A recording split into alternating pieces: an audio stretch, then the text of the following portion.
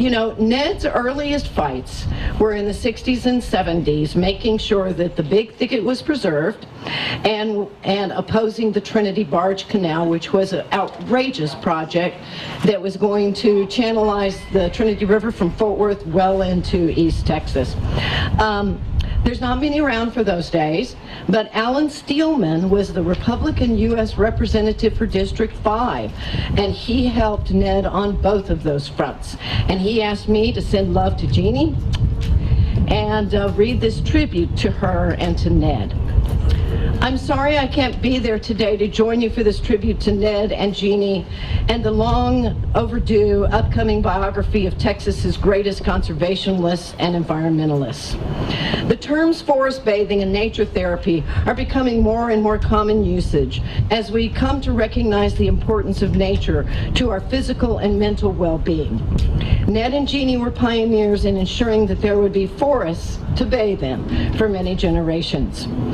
The whole Texas ethos of big state swagger, fossil fuels forever, business interests always come first, has never been friendly to the conservation and environmental protection efforts. In 1972, I campaigned on a platform that included ending that dream project of the Texas big business establishment, the Trinity Barge Canal, and creating the Big Thicket National Preserve. I won that election, and Ned and Genie's support was a big factor. That success only proved to be a prelude to one of the biggest and most dramatic David and Goliath bond elections the state has ever seen, only 5 months later in March of 1973. With the help and leadership provided by Ned, Genie, Professors Don Smith and James White, and what Texas Monthly called the